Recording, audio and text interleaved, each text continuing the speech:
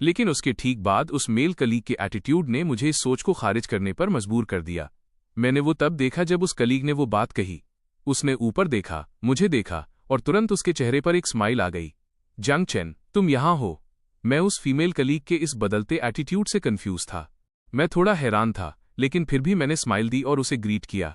तुम अभी जांग फैमिली के यंग मास्टर के बारे में क्या कह रही थी? जांग फैमिली के यंग मास्टर शब्द सुनते ही उस कलीग का चेहरा उतर गया। उसने वहां जांग ताओ की तरफ इशारा किया। जांग फैमिली का यंग मास्टर? मैं और भी ज्यादा बॉफल्ड हो गया। जांग ताओ जांग फैमिली का यंग मास्टर है, लेकिन दुनिया में जांग सरनेम वाले बहुत से अमीर लोग हैं, और जांग ताओ के पिछले दिखावे के हिसाब से ये मुमकिन है कि वो किसी अमीर जियांग फैमिली का बेटा हो। उसे जियांग फैमिली का यंग मास्टर बुलाना इतना अजीब नहीं है। अभी मैं खुद को दिलासा दे ही रहा था कि कलीग के अगले सेंटेंस ने मुझे पूरी तरह सुन्न कर दिया। तुम्हें शायद नहीं पता कि मैं किस जियांग फैमिली की बात कर रही हूँ। मैं जिस जांग फैमिली की बात कर रही हूँ वो वही प्रेस्टीजियस जांग फैमिली है जिसने कुछ समय पहले ही अपने खोए हुए सबसे छोटे बेटे को ढूंढा है। ये वही जियांग फैमिली है जिसका हमारे सीईओ के साथ एंगेजमेंट हुआ है। मुझे सुन्न और स्पीचलेस देखकर उस कलीग को लगा कि मैं जांग ताओ की आइडेंटिटी जानकर शॉक हो गया हूं। उसने मुंह बनाया। तुमने भी इसकी उम्मीद नहीं की थी, है ना? मैंने सुना है कि जांग फैमिली का वो second young master slum area में पला बढ़ा है। कोई ताज्जुब नहीं कि उसकी परवरिश ऐसी हुई है। भले ही वो कलीग जिसे नापसंद कर रही थी वो मैं नहीं था, फिर भी मुझे ऑकवर्ड फील हुआ। मुझे आखिरकार सच्चाई समझ आ गई। जांग ताओ जांग फैमिली का यंग मास्टर है।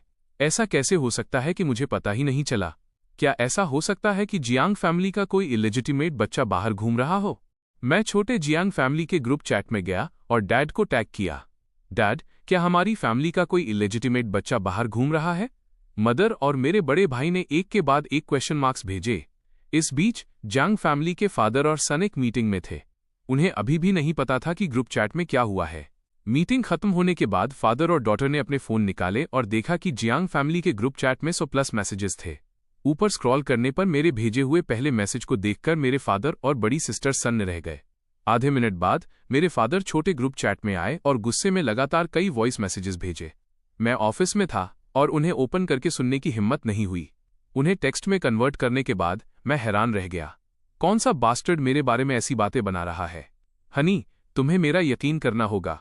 मेरा कोई इलेजिटिमेट बच्चा नहीं है। ये सब दूसरों का फैलाया हुआ स्लेंडर है। मैं तुम्हारे लिए हमेशा फेथफुल रहा हूं।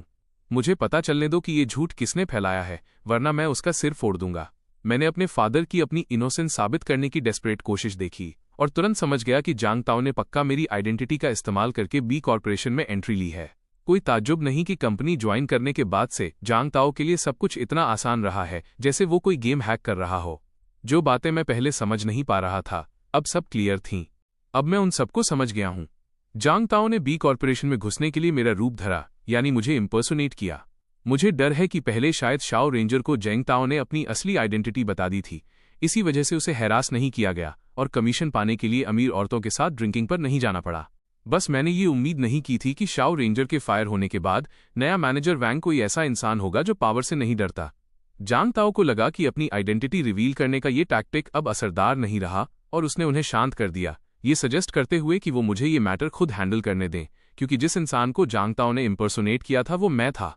मेरे पेरेंट्स को लगा कि मेरा इसे खुद हैंडल करना ही एप्रोप्रिएट है, इसलिए वे मेरी इन्वेस्टिगेशन में इंटरफेयर ना करने के लिए राजी हो गए, इस डर से कि अगर मेरे बड़े भाई और बहन को पता चला तो वे पहले ही एक्शन ले लेंगे। मैंने उन्हें भी एक्सप्लेन किया।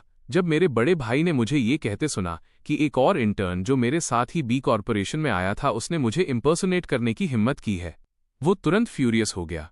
मैं जानता था कि जांग ताओ ठीक आदमी नहीं है। मैंने उम्मीद नहीं की थी कि ये लड़का उस शाओ से भी ज्यादा शेमलेस होगा।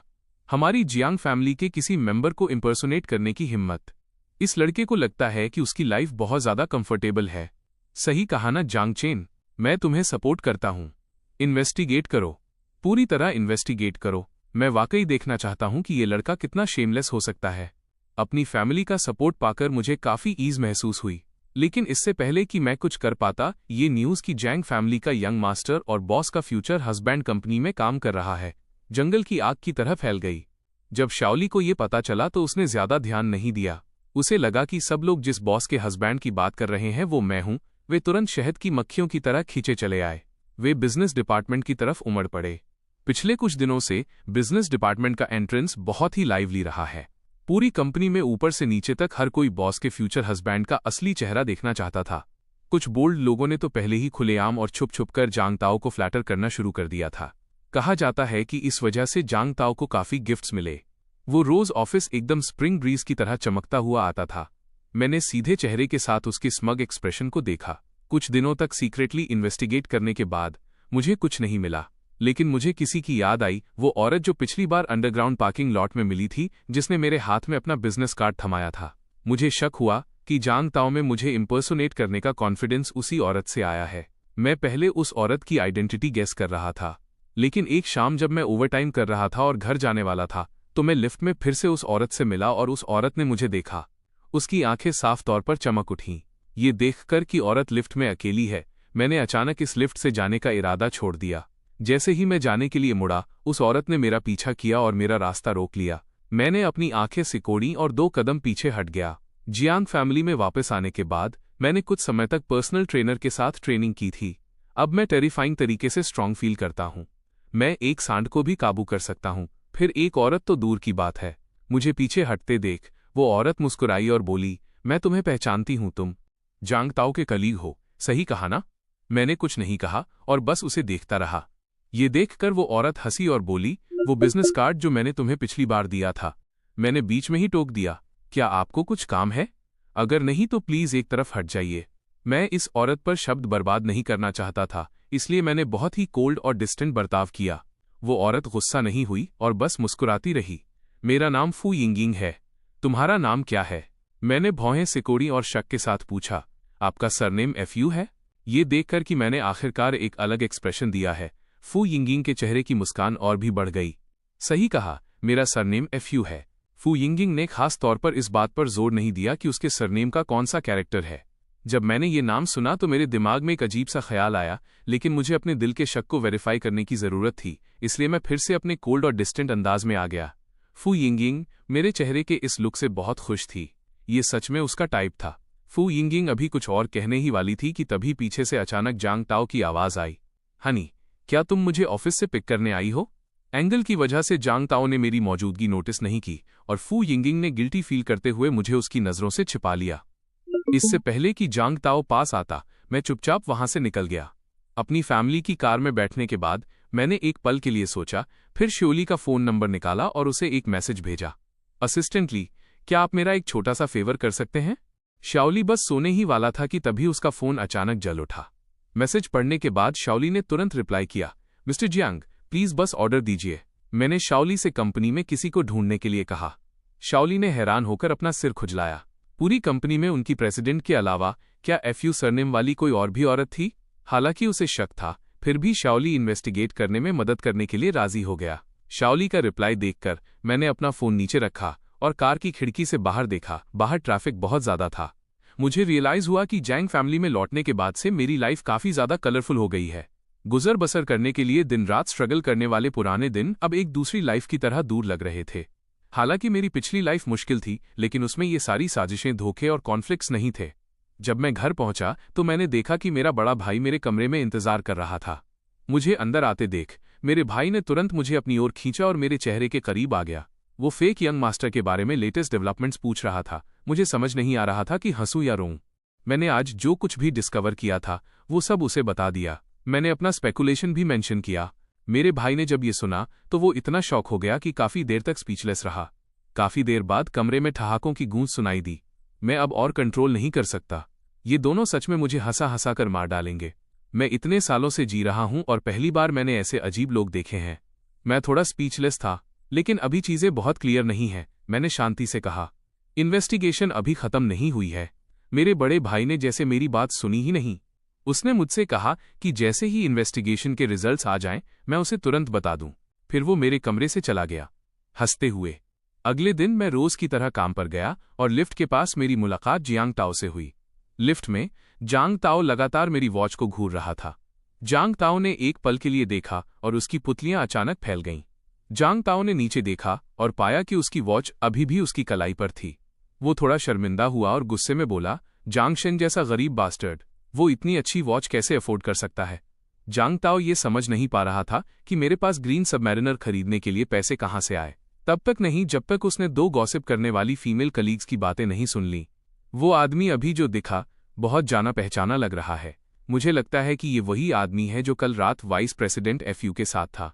अब जब तुमने जिक्र किया है तो मुझे भी याद आया, कल रात वाइस प्रेसिडेंट एफयू वाकई उस आदमी के साथ बहुत फ्लर्टी हो रही थीं। क्या तुम्हें लगता है कि उनके बीच उस तरह का रिलेशनशिप है? ये सुनकर जांग ताओ के दिल में गुस्से की आग भड़क उठी। उसे अचानक कल रात लिफ्ट के पास फू यिंगिंग को देखना भी याद आया। उस समय उसे लगा था कि फू यिंगिंग खास तौर पर उसे ऑफिस से पिक करने आई थी। अब जियांग ताओ के दिमाग में ये बात बैठ गई कि मैंने पक्का फू यिंगिंग को सेड्यूस किया है, और वो वॉच जो मेरी औकात से बाहर थी पक्का फू यिंगिंग की तरफ से एक गिफ्ट होगी। उसकी औरत किसी दूसरे प्रिटी बॉय को गिफ्ट दे रही है। इस ख्याल ने जांग ताओ के गुस्से को बेकाबू कर दिया। वो जैंग फैमिली का यंग मास्टर था, बी कॉरपोरेशन का होने वाला दामाद, और फिर भी किसी ने उसकी औरत को चुराने की हिम्मत की। ये सच में अनबेरेबल था। जांग ताओ मुझसे सवाल करने के लिए ऑफिस में घुसना चाहता था, लेकिन ऑफिस में घुसने से ठीक पहले वो अचानक शांत हो गया। उसकी नज़र ऑफिस के कांच के दरवाजे से होते हुए ठंडी नफरत के साथ मेरे डेस्क पर मुझ पर पड़ी। इस समय मैं कड़ी मेहनत कर रहा था, अभी भी इस बात से अनजान कि जियांग ताओ मुझसे नफरत कर रहा है और मुझे बी कॉरपोरेशन से बाहर निकलवाने की प्लानिंग कर रहा है। लंच के दौरान मुझे शाओली द्वारा भेजी गई एक फाइल मिली। मैं शाओली की एफिशिएंसी से थोड़ा हैरान था। मैंने फाइल खोली। इसे पढ़ने के बाद मैं बस इतना ही कह सकता था कि लाइफ सरप्राइजेज से भरी है। एक फेक इंसान दूसरे फेक से मिलता है। ये सीन वाकई स्पेक्टाकुलर है। मैंने अपने बड़े भाई से वादा किया था कि रिजल्ट्स मिलने के बाद मैं उन्हें तुरंत बताऊंगा, इसलिए मैंने अपने भाई के साथ चैट विंडो खोली और उन्हें वो रिजल्ट्स भेज दिए जो मुझे अभी पता चले थे। मैंने खाना जारी रखने के लिए अभी अपना फ़ोन नीचे रखा ही था कि अगले ही सेकंड मेरा फ़ोन पागलों की तरह बजने लगा।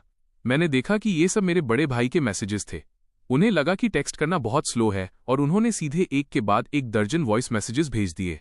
मैं कैफेटेरिया में था और उन्हें सुन नहीं सकता था, इसलिए मैंने उन सभी को टेक्स्ट में कन्वर्ट कर दिया। हर शब्द से मेरे भाई की खुशी और अगले डेवलपमेंट को देखने की उनकी उत्सुकता को देखना मुश्किल नहीं था। जियांग शेन, तुम इस फेक का पर्दाफाश करने की प्लानिंग कब कर रहे हो? क्या तुम मुझे अपने साथ ले जा सकते हो? ऐसे मौके पर तुम्हारे बड़े भाई के तौर पर मुझे तुम्हारा हौसला बढ़ाने के लिए वहां होना चाहिए। मुझे इसमें कोई शक नहीं था कि अगर मैंने अपने भाई के मैसेजेस का जवाब नहीं दिया तो मेरे भाई की पर्सनालिटी को देखते हुए अगले ही सेकंड उनका कॉल आ जाएगा। इसलिए मैंने जल्दी से मैसेज का जवाब दिया और वादा किया कि जब मैं जांग ताओ को एक्सपोज करूंगा तो उन्हें पक्का अपने साथ ले जाऊंगा। जांग फैमिली के बाकी 3 मेंबर्स को भी पता चल गया और उन्होंने भी एक एक करके मुझसे उन्हें साथ ले जाने के लिए कहा। मुझे उम्मीद नहीं थी कि जांग फैमिली का गॉसिप के लिए प्यार एक ट्रेडिशन है। जीन्स वाकई एक कमाल की चीज है। मैंने अभी तक ये नहीं सोचा था कि मैं जांग ताओ की फेक आइडेंटिटी को कब एक्सपोज करूंगा, लेकिन मुझे उम्मीद नहीं थी कि वो बेवकूफ खुद पहले मौत को दावत देगा। हाल ही में डिपार्टमेंट ने एक बड़ा प्रोजेक्ट लिया था। बिजनेस डिपार्टमेंट में हर कोई बेहद बिजी था। हम बस यही चाहते थे कि हमारे पास हाथों की एक एक्स्ट्रा जोड़ी होती। मैनेजर वैंग ने इस प्रोजेक्ट को बहुत गंभीरता से लिया और कहा कि एक बार ये प्रोजेक्ट सक्सेसफुली साइन हो जाए तो वो कंपनी से डिपार्टमेंट के हर एम्प्लॉय के लिए एक जनरस बोनस के इनाम की मांग करेंगे। इसने हर एम्प्लॉय को मोटिवेट किया। उनका मोराल 1,20,000% बढ़ गया। वे हर दिन और भी कड़ी मेहनत करने लगे। इस प्रोजेक्ट के लिए बिड की जरूरत थी। प्रोजेक्ट को सक्सेसफुली जीतने के लिए हर कोई बिजी होकर ओवरटाइम कर रहा था। लेकिन बिडिंग वाले दिन एक बहुत बड़ी गलती हो गई। बैंक कॉरपोरेशन की बिड प्राइस लीक हो गई। हमने इस बड़े प्रोजेक्ट को जीतने का मौका खो दिया। मैनेजर वैंग बिडिंग साइट से डार्क एक्सप्रेशन के साथ कंपनी वापस आए और सीधे फू लुयन के ऑफिस गए। कुछ ही देर बाद मैनेजर वैंग उसी डार्क एक्सप्रेशन के साथ वापस आए और उनके पीछे कई लोग थे। किसी ने उन्हें टेक्निकल डिपार्टमेंट के स्टाफ के रूप में पहचान लिया। मैनेजर वैंग की नज़र हर किसी के चेहरे पर घूमी और ठंडे टोन में उन्होंने एक बम फोड़ा। ये बिड इसलिए फेल हुई क्योंकि हमारे डिपार्टमेंट में किसी ने कंपनी के सीक्रेट्स लीक किए हैं और वो इंसान आप ही लोगों के बीच है। ये सुनकर हर कोई अपने पास वाले कलीग्स को शक की नज़र से देखने लगा। इस पल उन सब ने एक ही बात सोची। उनके डिपार्टमेंट में एक मोहरा यानी जासूस था और इस जासूस की वजह से उनकी हाल की सारी मेहनत बेकार चली गई थी। किसी की दौलत में बाधा डालना उनके माता पिता को मारने जैसा है। ये गुस्सा तो निकलना ही था। मैंने अनजाने में जियांग ताओ की तरफ देखा और इसी नज़र की वजह से मैंने गलती से जांग ताओ के चेहरे पर जीत वाली मुस्कुराहट की एक झलक देख ली। मेरा दिल जोरों से धड़कने लगा। क्या ऐसा हो सकता है कि जिस इंसान ने कंपनी का सीक्रेट लीक किया वो जांग ताओ था? नहीं, ये सही नहीं है। जांग ताओ इतना बेवकूफ़ नहीं होगा कि ऐसा कुछ करे, तो वो किसे फंसाने की कोशिश कर रहा है। ये बात अब बहुत क्लियर थी। मैंने इसकी उम्मीद नहीं की थी। मुझे फंसाने के लिए जांग ताओ ऐसा कुछ करेगा। मैंने पहले से कोई तैयारी नहीं की थी। जासूस होने के सबूत शायद जांग ताओ ने मेरे वर्कस्टेशन पर प्लांट कर दिए होंगे। जैसा कि उम्मीद थी, टेक्निकल डिपार्टमेंट के स्टाफ ने वहां मौजूद सभी लोगों के कंप्यूटर चेक करने के बाद मेरे कंप्यूटर पर सो-कॉल्ड सबूत ढूंढ लिए। जब उन्होंने सुना कि मैं वो जासूस हूं जिसने कंपनी के सीक्रेट्स लीक किए हैं, तो डिपार्टमेंट में हर किसी का मुझे देखने का तरीका बदल गया। कुछ लोग जिनके साथ मेरे पहले अच्छे रिलेशन थे, अब मुझे अलग नज़र से देख रहे थे। गुस्से वाले मेल कलीग्स मुझे ऐसे देख रहे थे जैसे वे भागकर आना चाहते हों और मुझे कुछ घूंसे मारना चाहते हों। जब मैनेजर वैंग को पता चला कि वो जासूस मैं हूं, तो उन्होंने भौहें सिकोड़ी। उनके दिल में अनजाने में ये एहसास हुआ कि मैं उस तरह का इंसान नहीं हूं। अचानक भीड़ से जांग ताओ का सरकास्टिक लहजा सुनाई दिया। जेंग शेन, कंपनी ने तुम्हारा क्या बिगाड़ा था जो तुमने ऐसा कुछ किया? जांग ताओ के लीड लेने के साथ गुस्से वाले लोग भी शुरू हो गए। एक एक करके सब मेरी गलती की आलोचना करने लगे, बस ये सोचकर कि उनके बेनिफिट्स मेरी वजह से खत्म हो रहे हैं। कुछ लोगों की बातें और भी कड़वी होने लगी। मैंने ये सब देखा और फिर भी एक शब्द नहीं बोला। मुझे लगता है कि चूंकि जांग ताओ ने ऐसा जाल बिछाया था, तो उसने पक्का सर्विलांस कैमरा का कोई सबूत नहीं छोड़ा होगा। इसके अलावा मैंने सोचा भी नहीं था कि वो मुझे इस तरह फंसाएगा, इसलिए मैं पूरी तरह अनप्रिपेयर्ड था। अब मैं इस मामले में अपनी इनोसेंस साबित करने के लिए कोई सबूत पेश नहीं कर सकता था। जांग ताओ इस तरीके का इस्तेमाल करके मुझे बी कॉर्पोरेशन से बाहर निकलवाना चाहता था। मैंने सबकी शिकायतों को इग्नोर किया और कोल्ड होकर कहा, मेरे कंप्यूटर पर मिले सबूतों के अलावा क्या तुम्हारे पास कोई और प्रूफ है कि ये मुझसे रिलेटेड है? लोगों को उम्मीद नहीं थी कि सामने सबूत होने के बावजूद मैं इतना शांत रह सकता हूं। डिपार्टमेंट बिना दिमाग वाले लोगों से नहीं भरा था। शांत होने के बाद कुछ लोगों को भी लगा कि ये मामला इतना सिंपल नहीं है। भले ही टेक डिपार्टमेंट के कलीग्स ने पाया कि इन्फॉर्मेशन मेरे कंप्यूटर से लीक हुई थी, पर यह साबित नहीं होता था कि ये मैंने ही किया है। इस पॉइंट पर जिस किसी को बात समझ आई वो बोल पड़ा, जांग शेन आमतौर पर बहुत अच्छा इंसान है। वो ऐसा नहीं लगता कि ऐसा कुछ करेगा। इस मामले की अभी भी क्लियर इन्वेस्टिगेशन होनी चाहिए। चलिए किसी इनोसेंट इंसान के साथ गलत नहीं करते।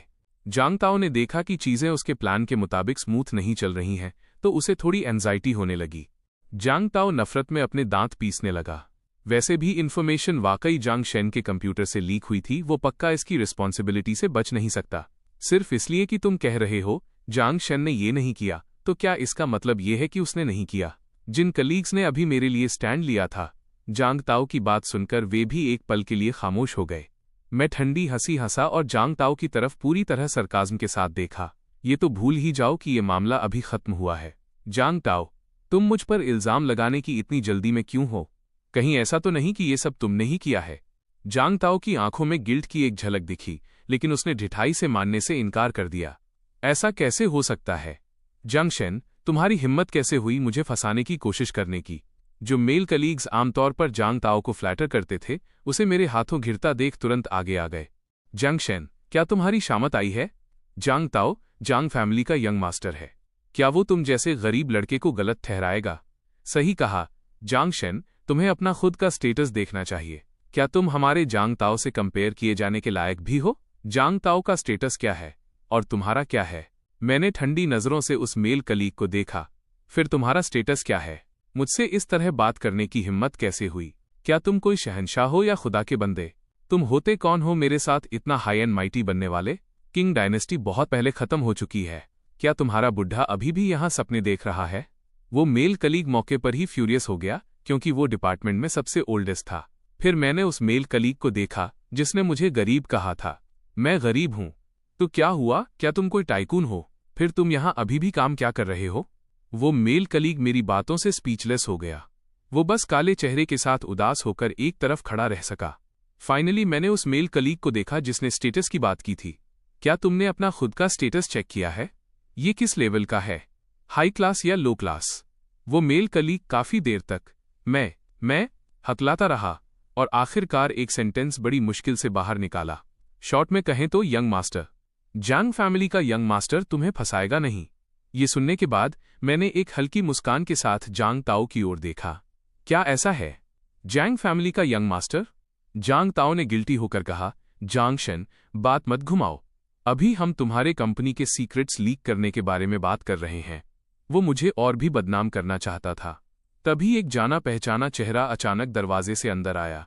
काफी रौनक है यहाँ। किस बात पर डिस्कशन चल रहा है? सबने करीब से देखा और रियलाइज किया कि वो मेरा बड़ा भाई था जो अंदर आया था। मैनेजर वैंग मुस्कुराहट के साथ आगे बढ़े। इससे पहले कि वो कुछ बोल पाते, उन्होंने अचानक मेरे भाई को ये कहते सुना। मुझे लगा मैंने अभी जैंग फैमिली के किसी यंग मास्टर के बारे में कुछ सुना। वो कौन हो सकता है? मैंने सुना है कि जैंग फैमिली ने हाल ही में अपने सबसे छोटे बेटे को ढूंढा है जो 20 साल से ज्यादा समय से खोया हुआ था। मैं काफी समय से क्यूरियस हूं। जल्दी जल्दी जल्दी जैंग फैमिली के उस यंग मास्टर को बाहर आने दो ताकि मैं देख सकूं। मैं देखना चाहता हूं कि वो कैसा दिखता है। ये सुनकर सबकी नजरें एक साथ जांग ताओ की तरफ मुड़ गईं। जांग ताओ की आंखों में घबराहट की एक झलक दिखाई दी। फिर उसने अपनी बॉडी पर सूट को ठीक किया, अपनी छाती फुलाई, सिर ऊंचा किया और मेरे भाई की ओर बढ़ा। सीईओ, मुझे अपना इंट्रोडक्शन देने दीजिए। मेरा नाम जांग ताओ है। मैं वही जियांग फैमिली का यंग मास्टर हूं जिसका आपने जिक्र किया। यह सुनकर मेरे भाई के चेहरे पर एक हल्की मुस्कान आ गई। तुम जियांग फैमिली के यंग मास्टर हो? हाँ, वो मैं ही हूं। मेरे भाई ने लापरवाही से पास से एक फाइल उठाई और सीधे उसे फेंक कर मारा, जो सीधा जियांग ताओ के चेहरे पर लगी।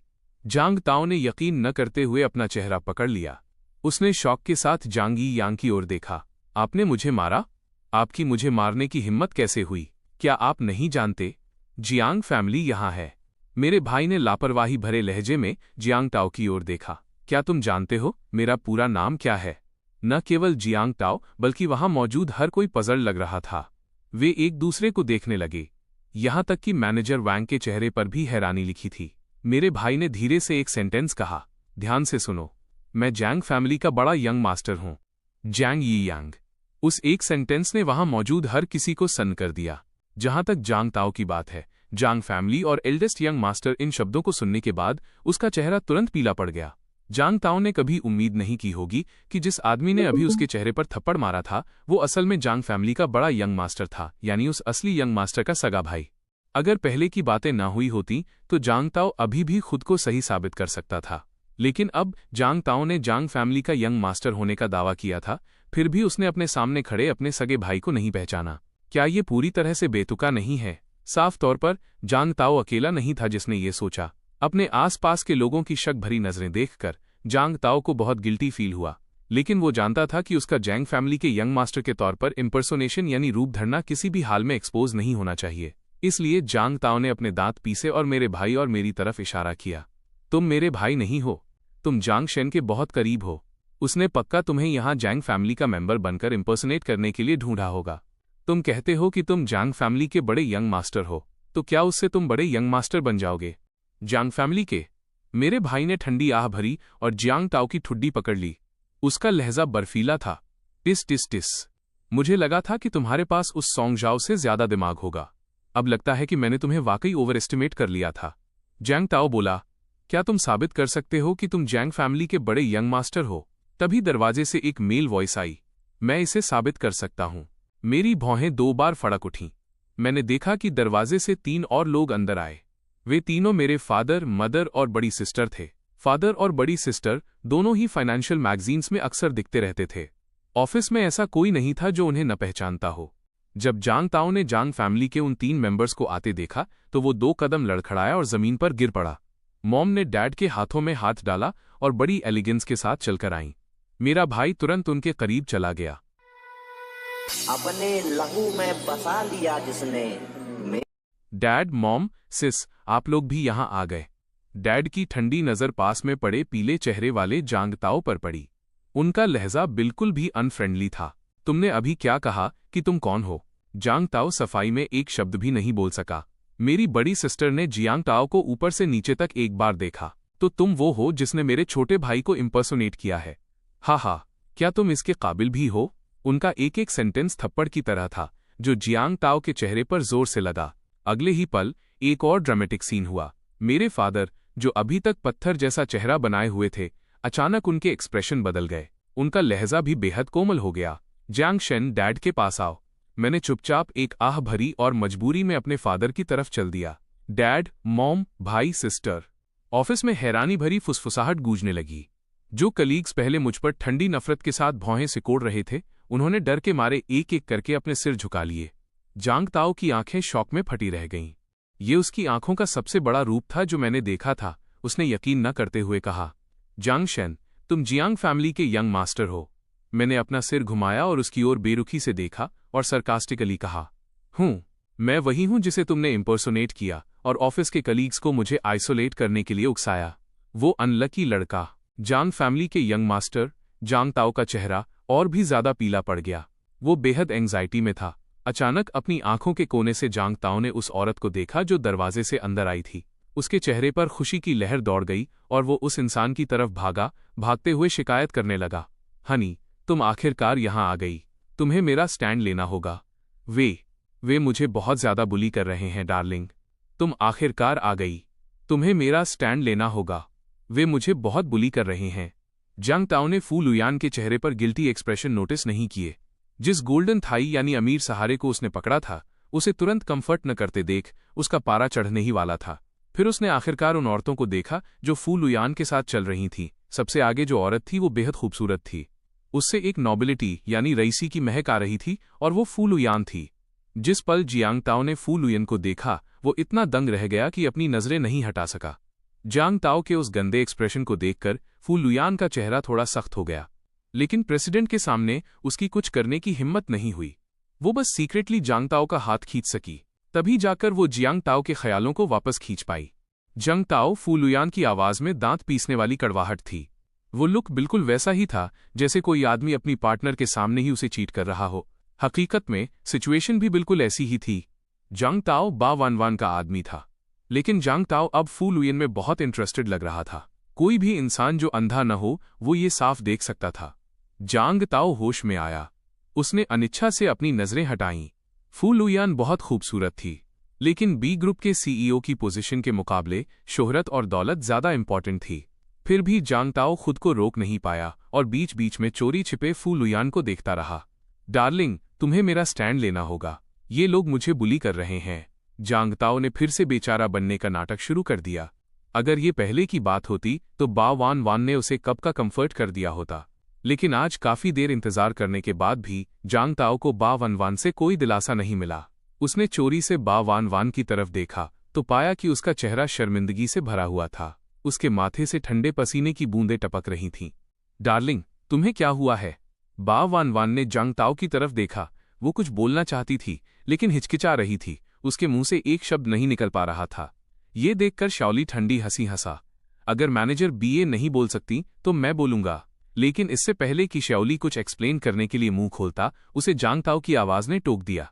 उसने शाओली को नफरत भरी नजरों से घूरा और उसका लहजा तिरस्कारपूर्ण था। तुम बस एक मामूली असिस्टेंट हो। क्या तुम्हें यहां बोलने का कोई हक है?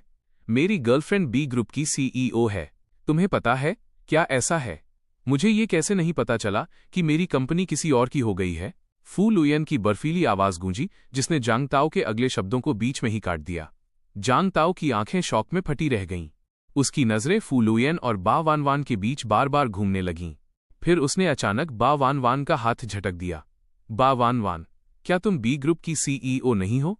पोल खुल जाने की शर्मिंदगी बा वान के चेहरे पर साफ झलक रही थी। उसने चोरी छिपे फू लुयान की तरफ देखा। उसका शरीर अनजाने में कांप रहा था। मैंने तुमसे कब कहा था कि मैं बी ग्रुप की सीईओ हूं? ये साफ तौर पर तुम्हारी अपनी गलतफहमी थी। सारा इल्जाम मुझ पर मत डालो। जांग ताओ ने हैरानी से बा वान की तरफ देखा। भले ही वो खुद बहुत ढीठ था, फिर भी वो बा वान की बेशर्मी देखकर दंग रह गया। मेरी गलतफहमी?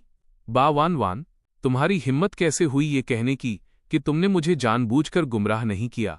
जब हम पहली बार मिले थे तो तुमने मुझे बताया था कि तुम प्रेसिडेंट बा हो। जांग ताओ को उनकी पहली मुलाकात का जिक्र करते देख बा वान के चेहरे पर नफरत भरा भाव आ गया। उस दिन तुमने साफ तौर पर मुझे गलती से प्रेसिडेंट बीए समझ लिया था और फिर मेरे साथ इन्वॉल्व हो गए।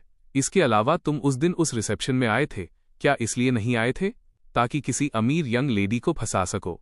साथ ही तुमने भी मुझसे झूठ बोला था। तुमने खुद कहा था कि तुम जैंग फैमिली के यंग मास्टर हो। जांग ताओ बा वान की बातों से स्पीचलेस हो गया। उसने कभी कल्पना भी नहीं की थी कि जिस गोल्डन थाई को उसने इतनी प्लानिंग और बिना किसी शर्म के पकड़ा था, वो भी एक फेक निकली। कोई ताज्जुब नहीं कि बे वान उसे कंपनी में ज्यादा दिखावा नहीं करने देती थी और नहीं चाहती थी कि दूसरों को पता चले कि वो प्रेसिडेंट बीए को डेट कर रहा है। पता चला कि बा वान भी एक फेक थी। वो सारी बातें जो पहले समझ नहीं आ रही थीं या अजीब लग रही थीं, वो अब आखिरकार समझ गया था। शुरू से अंत तक कोई जैंग फैमिली का यंग मास्टर नहीं था, कोई बी ग्रुप की सीईओ नहीं थी। ये सब बस दो धोखेबाजों के बीच का आपसी धोखा था। बा वान, तुम्हारी हिम्मत कैसे हुई मुझसे झूठ बोलने की? मैं तुम्हें जान से मार दूंगा। इससे पहले कि कोई कुछ समझ पाता, उन दोनों के बीच लड़ाई शुरू हो गई। वो सीन वाकई देखने लायक था। उसने सच में लोगों को बिना पलक झपकाए घूरने पर मजबूर कर दिया। हालांकि बा वान वान एक औरत थी, लेकिन जब बात लड़ाई की आई तो वो जियांग ताओ जैसे मर्द से कम नहीं थी। उन दोनों के बीच जमकर मुकाबला हुआ। जल्द ही दोनों घायल हो गए। आखिरकार डैड से ये सब और नहीं देखा गया और उन्होंने लोगों से उन्हें अलग करने को कहा। जब गार्ड्स ने दोनों को अलग किया तो दोनों की हालत बेहद खराब थी और उनके मुंह से अभी भी एक दूसरे के लिए गालियां निकल रही थीं। फू लुयन ने अपने पास खड़े शाओली से ठंडे लहजे में कहा, कल से मैं इन दो लोगों को कंपनी में दोबारा नहीं देखना चाहती। शाओली ने सिर हिलाया। जी प्रेसिडेंट बी। जांग ताओ और बा वान वान जो पागलों की तरह छटपटा रहे थे, फू लुयान की बातें सुनने के बाद जैसे अपनी सारी ताकत खो बैठे और जमीन पर ढेर हो गए। शाओली ने गार्ड्स को इशारा किया और वे समझ गए। वे जांग ताओ और बा वान वान को घसीटते हुए ले गए। मैं अचानक आगे बढ़ा। रुकिए, जांग ताओ द्वारा मुझे सीक्रेट्स लीक करने के मामले में फंसाने की बात अभी सुलझी नहीं है। ये सुनकर जांग ताओ का शरीर कांप उठा। उसने अपना पिछला सारा एरोगेंस खो दिया था। जांग ताओ को लगा था कि उसने बी ग्रुप की सीईओ को पटा लिया है और अब वो कंपनी में मनमर्जी कर सकता है। इसके अलावा उसके पास जैंग फैमिली के यंग मास्टर की नकली पहचान का ढाल भी था। उसने मान लिया था कि मेरा कोई फैमिली बैकग्राउंड नहीं है और मुझे ये कड़वा घूंट पीना ही पड़ेगा। मुझे बदनामी के साथ कंपनी से बाहर निकाल दिया जाएगा। शायद मुझे एक बड़ा कॉम्पेंसेशन और जेल जाने की नौबत भी झेलनी पड़ती। अब मैं बिना बैकग्राउंड वाला वो बेचारा इंसान नहीं था और उसकी फेक आइडेंटिटी भी एक्सपोज हो चुकी थी। उसका इकलौता सहारा भी एक फ्रॉड निकला। जांग ताओ को लगा कि वो अब खत्म हो गया है, पूरी तरह खत्म। लेकिन उसने ढिठाई से मानने से इनकार कर दिया और कहा कि बिना सबूत के मैं उसका कुछ नहीं बिगाड़ सकता। उसने जिद की कि उसने मुझे नहीं फंसाया और ये उसका काम नहीं था। ये सच था कि मेरे पास कोई सबूत नहीं था और मैं वाकई जांग ताओ का कुछ नहीं कर सकता था। बस किसी ने इसकी उम्मीद नहीं की थी कि उस पल फू लुयान कोई कदम उठाएगी। सबने देखा कि खूबसूरत और कोल्ड फू लुयन धीरे धीरे मेरी तरफ बढ़ी, मेरा हाथ थामा और कहा, जब तक मेरा एचएन खुश है, करोड़ों का प्रोजेक्ट कोई बड़ी बात नहीं है। अगर हम इसे खो देते हैं तो खोने दो। उस मौके पर जांग फैमिली के अलावा मुझे डर है कि उस समय हर किसी के दिमाग में एक ही ख्याल था, प्रेसिडेंट BA कितनी डोमिनेटिंग है। बस इस इंसिडेंट के बाद फू लुयन के अपने हस्बैंड को इतना प्यार करने की कहानी पूरे ग्रुप में एक पल में फैल जाएगी। जांग ताओ ने मेरी तरफ देखा, जिसे फू लुयान और जांग फैमिली दोनों का इतना सपोर्ट और प्यार मिल रहा था। उसकी आंखें जलन से लाल हो गईं। लेकिन लोग एक जैसे हो सकते हैं, पर उनकी किस्मत अलग होती है। भले ही हम दोनों का सरनेम जियांग है, लेकिन तकदीर ने फैसला कर लिया था कि हम लाइफ में अलग अलग रास्तों पर चलेंगे। इस बार मुझे फंसाने के चक्कर में जेंग ताओ ने लगभग वो सारे सबूत मिटा दिए थे जो वो छोड़ सकता था और बा वन वान जेंग ताओ की पार्टनर थी। एक बार जांग ताओ पकड़ा जाता तो वो भी मुसीबत में पड़ जाती। इसलिए सबूतों की कमी के कारण उन दोनों को पुलिस स्टेशन ले जाना नामुमकिन था। लेकिन इसी वजह से जियांग ताओ और बा वान वान अब बी ग्रुप में नहीं रह सकते थे। मैंने सुना है कि जिस दिन बा वान वान ने बी ग्रुप छोड़ा, जांग ताओ उसके घर उससे मिलने पहुंचा। उन दोनों के बीच बे वान वान के रेंटेड रूम में जबरदस्त बहस हुई। बाद में बात हाथापाई तक पहुंच गई। उसके बाद बा वान वान की बहुत पिटाई हुई। मैंने सुना है कि मामला काफी सीरियस था, यहां तक कि उसे हॉस्पिटल में एडमिट होना पड़ा। चेकअप में पता चला कि बे वान वान प्रेग्नेंट थी। बच्चा जांग ताओ का था। बच्चे को एक प्रोटेक्टिव चार्म की तरह इस्तेमाल करते हुए जांग ताओ लॉजिकली बा वान वान के घर में शिफ्ट हो गया। बाद में मैंने सुना कि जांग ताओ और बा वान वान ने शादी नहीं की। जब बे वान वान ने बच्चे को जन्म दिया तो जांग ताओ उसके सारे पैसे लेकर भाग गया, क्योंकि बे वान वान को बी ग्रुप से निकाल दिया गया था। बाद में वैसी ही सिमिलर जॉब मिलना उसके लिए नामुमकिन था। अपनी हाई पेइंग इनकम खोने के बाद उसे अपनी मां और अपने न्यूबॉर्न बच्चे का खर्च भी उठाना था। ये बहुत ही मुश्किल काम था। जब भी बा वान वान और ज्यादा हिम्मत नहीं जुटा पाती थी तो वो उन शुरुआती दिनों को याद करती और गहरे पछतावे में डूब जाती। ये सब बाद की कहानी थी। उस दिन के बाद ये बात कि मैं ही जैंग फैमिली का असली यंग मास्टर हूं पूरे ग्रुप में पूरी तरह फैल चुकी थी। इसके साथ ही फू लुयान के अपने हस्बैंड पर जान छिड़कने की अफवाहें भी फैल गईं। अब बी ग्रुप में ऊपर से नीचे तक, एम्प्लॉयज से लेकर सीनियर एग्जीक्यूटिव्स तक, हर कोई ये जानता था। मैंने पहले सोचा था कि भले ही मेरी असली पहचान सामने आ गई है, लेकिन काम हमेशा की तरह चलता रहेगा। पर यह अलग था। सब कुछ बदल गया था। शायद वे जांग फैमिली के यंग मास्टर के तौर पर मेरे स्टेटस से डरे हुए थे, या शायद वो फू लुयन की पोजीशन की वजह से था। सेल्स डिपार्टमेंट में मेरा वर्कलोड कम से कम होता गया। पहले जब दूसरे कलीग्स बहुत बिजी होते थे तो वे कभी कभी मुझसे मदद मांग लेते थे, लेकिन अब वो लोग मुझे कोई काम देने के बजाय अपना ब्रेक टाइम या ऑफिस के बाद का कीमती समय कुर्बान करना ज्यादा पसंद करते थे। इससे मुझे बहुत अनकंफर्टेबल फील होने लगा। मैं खुद को ट्रेन करने के लिए बी ग्रुप में आया था, लेकिन अब हर कोई मुझे किसी बीमारी की तरह अवॉइड कर रहा था। वे मुझे कुछ करने ही नहीं देते थे, तो फिर मैं इम्प्रूव कैसे करता? ये सिचुएशन कुछ दिनों तक चली और ये साफ था कि मैं नाखुश हूं। लंच के दौरान फू लुयान ने साफ महसूस कर लिया कि मेरा मूड बहुत अच्छा नहीं है। क्या बात है, उदास हो? फू लुयान ने मेरे सामने रिब्स की एक प्लेट रखी। ये देखकर कि मैं अभी भी खुश नहीं हो रहा हूं, उसने बात को ज्यादा नहीं खींचा। बस लंच के बाद फू लुयान ने ऑफिस का दरवाजा लॉक किया और मुझे लाउंज में ले गई। उसने मुझे बेड के किनारे पर बिठाया। उसने मेरे गले में हाथ डाले और मेरी गोद में बैठ गई। क्या बात है? अगर तुम्हें बुरा न लगे तो मुझे बताओ। मैंने एक पल के लिए सोचा और उदासी से कहा, लुयान, क्या मैं बहुत घिसा पिटा हूं? फू लुयान सन रह गई, फिर मुस्कुराई। तुम ऐसा क्यों पूछ रहे हो? मैंने अपने होंठ से कोड़े। देखो, मैं पहले से ही एक अमीर यंग मास्टर हूं जिसे खाने कपड़े की कोई फिक्र नहीं है, लेकिन फिर भी मैं इंडिपेंडेंट होने की जिद करता हूं। नतीजा ये कि मैंने कुछ भी हासिल नहीं किया और मुझे अपनी प्रॉब्लम सॉल्व करने के लिए भी सबकी मदद लेनी पड़ती है। अब जबकि मेरी पहचान उजागर हो गई है, मेरे कलीग्स मुझे नाराज करने से डरते हैं। वे मुझे कुछ करने ही नहीं देते। जैसे ही मैंने ये कहा, मेरी आवाज थोड़ी लड़खड़ा गई। शायद तुम सही कह रही थी। शायद तुम्हें मुझे अपने पास ही ट्रांसफर कर लेना चाहिए। कम से कम मैं तुम्हें चाय पानी तो सर्व कर ही सकता हूं। फू लुयान धीरे से मुस्कुराई। उसने एक हाथ से धीरे से मेरी ठुड्डी ऊपर उठाई। फू लुयान की आवाज बहुत कोमल थी। क्या तुम्हें सेल्स डिपार्टमेंट का काम वाकई इतना पसंद है कि तुमने मेरे पास आने के बजाय वहां रुकने को चुना? मैं कुछ एक्सप्लेन करना चाहता था, लेकिन शब्द बाहर नहीं आए। काफी हिचकिचाने के बाद मैंने अपना सिर हिलाया। मैं एक ऐसा इंसान बनना चाहता हूं जो तुम्हारे कंधे से कंधा मिलाकर खड़ा हो सके। क्या तुम समझ रही हो मेरा मतलब? फू लुयान ने मुझे गहराई से देखा, फिर अचानक नीचे झुककर मेरे होठों पर किस किया। बेशक, मैं तुम्हें समझती हूं। अगर तुम्हें ये पसंद है तो बस इसे करते रहो। क्या तुम्हें नींद आ रही है? जाओ, एक झपकी ले लो। मैंने सिर हिलाया और अनजाने में अपनी आंखें बंद कर लीं। मुझे जल्दी ही नींद आ गई। मेरे सोने के बाद फू लुयान चुपचाप लाउंज से बाहर निकल गई। वो ऑफिस से बाहर आई और शाओली के डेस्क के पास खड़ी होकर बोली, सेल्स डिपार्टमेंट के मैनेजर को मेरे लिए ऊपर बुलाओ। शाओली ने सिर हिलाया और तुरंत इंटरनल लाइन पर फोन करने के लिए फोन उठाया। कुछ ही देर में मैनेजर वैंग लिफ्ट के पास दिखाई दिए। मैनेजर वैंग ज्यादा देर तक फू लुयान के ऑफिस में नहीं रुके, बल्कि जल्दी में वहां से निकल गए। सेल्स डिपार्टमेंट लौटने के बाद मैनेजर वैंग ने खास तौर पर ऑफिस के सभी एम्प्लॉयज को मीटिंग रूम में एक छोटी सी मीटिंग के लिए बुलाया। उस छोटी सी मीटिंग का स्पेसिफिक कंटेंट सिर्फ उन्हीं को पता था जो उसमें शामिल हुए थे। मैं इस बात से पूरी तरह अनजान था। मुझे सिर्फ इतना पता था कि मैंने फू लुयान के लाउंज में एक झपकी ली थी और दोपहर का काम शुरू होने से पहले ही उठ गया था। जब मैं ऑफिस वापस लौटा तो सब कुछ फिर से बदल चुका था। सिर्फ एक दोपहर में ऐसा लग रहा था जैसे ऑफिस में सबको एमनेसिया यानी याददाश्त जाने की बीमारी हो गई हो। किसी को याद नहीं था कि मैं जांग फैमिली का यंग मास्टर हूं या बी ग्रुप की सीईओ का फियांसे। जो कलीग्स पहले मुझे किसी बीमारी की तरह अवॉइड कर रहे थे, वे अब बहुत खुशमिजाज और फ्रेंडली थे। सब कुछ वैसा ही हो गया था जैसा मेरी असली पहचान उजागर होने से पहले था। मैंने अपने आसपास की चीजों और उस जाने पहचाने वर्कलोड को देखा और एक पल के लिए ये सब अनरियल लगा। ये एक सपने जैसा था, क्योंकि मेरा मूड अच्छा था। मेरी वर्क एफिशिएंसी भी बहुत बढ़ गई। मैंने छुट्टी होने से पहले ही अपना काम खत्म कर लिया। कई बार कंफर्म करने के बाद कि अब कुछ भी नहीं बचा है, मैंने अपना सामान पैक किया, रोज की तरह ऑफिस के कलीग्स को गुड बाय कहा और ऑफिस से निकल गया।